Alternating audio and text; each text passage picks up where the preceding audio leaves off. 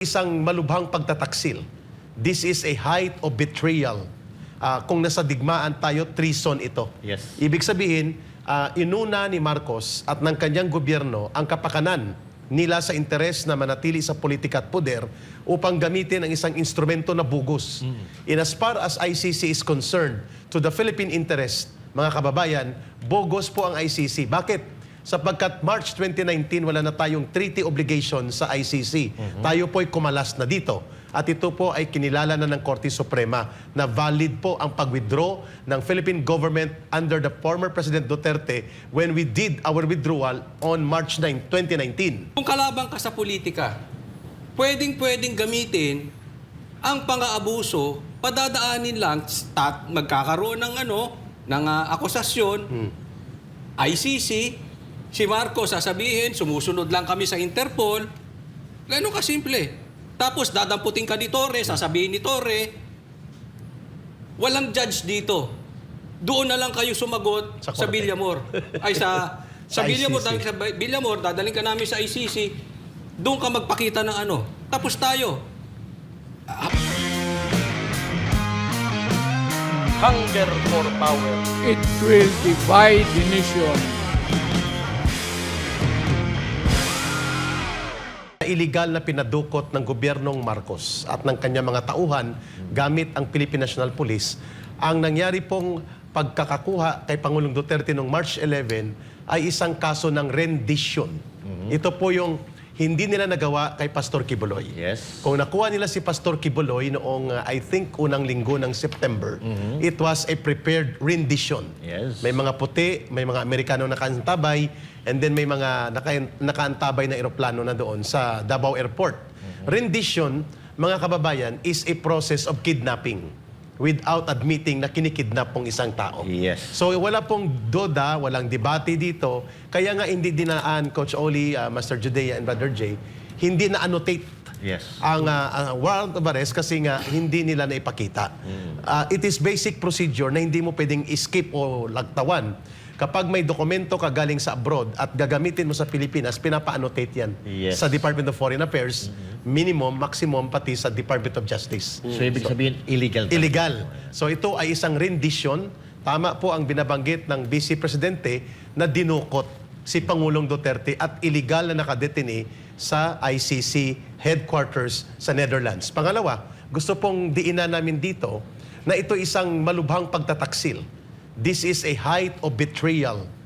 Kung nasa digmaan tayo, treason ito. Yes. Ibig sabihin, inuna ni Marcos at ng kanyang gobyerno ang kapakanan nila sa interes na manatili sa politika at poder upang gamitin ang isang instrumento na bugos.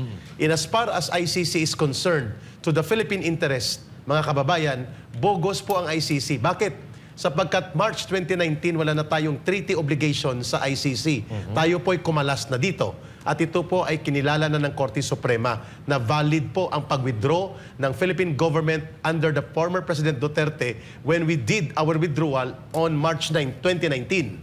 So therefore, hindi po pwedeng gamitin ni Marcos ang illogical at isang distorted, baluktot na uri ng pananaw na hindi siya kumikilala sa ICC, Brother Master Judea and Coach Oli and Brother Jay, pero ipinatupad niya ang isang bogus na order in the guise of cooperating with Interpol. At ito ay pinuna ngayon, mga kababayan, ng isang dean ng Far Eastern University College of Law, si Attorney Tristan. At sabi ni Attorney Tristan, ay ito ay isang pagbibenta, sell out of the national sovereignty, and ito ay isang height ng pagtataksil. Yes. At kaya nakikita natin ngayon na gumagalaw ang taong bayan, particular sa Mindanao, and we're hoping that this will develop into a full-blown national resistance and condemnation against the high treasonous or betrayal acts of Marcos against the interests of the Filipino people beyond kay Pangulong Duterte na pang-usaping ito. Yes, Coach Oli.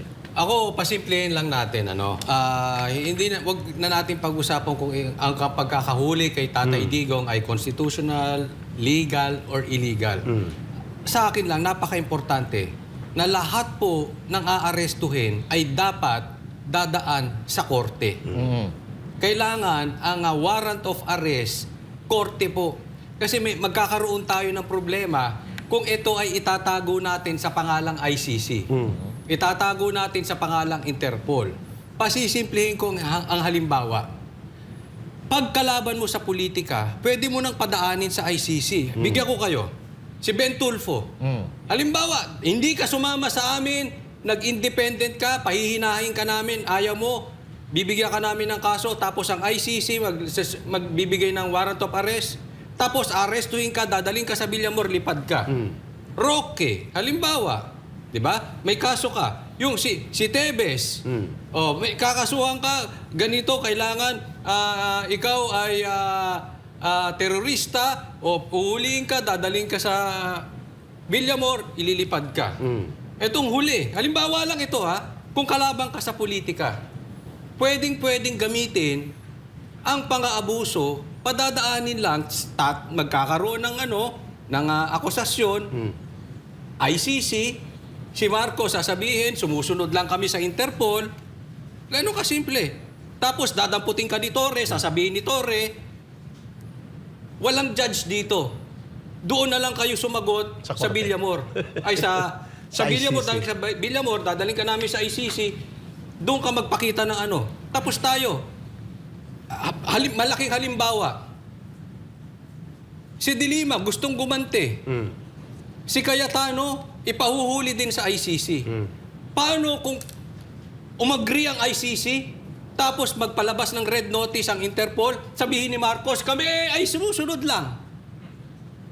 Damputin si Cayetano, Darlene sa Villamor, ilipad. Ano sasabihin niya? Asan ang warrant? Doon ka magpaliwanag. Malaking problema. Tama. Ano po ba ang martial law? Warrantless. May warrant, hindi natin maintindihan. Bakit? Hindi inisyu ng korte natin. So, napaka-importante, kaya nga may 3 branches tayo. Kaya tayo may separation of powers para nawawala yung kuntsabahan. Connivance. That is very, very important. Pag inalis mo na yan sa taong bayan, yung karapatang pantao niya mawawala. So wag po natin alisin sa mga Pilipino, katulad niya, mayroon sinabi, yung mga fake news. Dadamputin namin kayo. Ano to, damputan na lang tayo? Yung gusto nyong damputin, basta nyo dadamputin. Kung meron kayong gustong gawin, wag nyong padaanin kay Torre. Padaanin nyo muna sa korte. Yan ang purpose ng korte Para sila ang humusga kung tama ba o mali.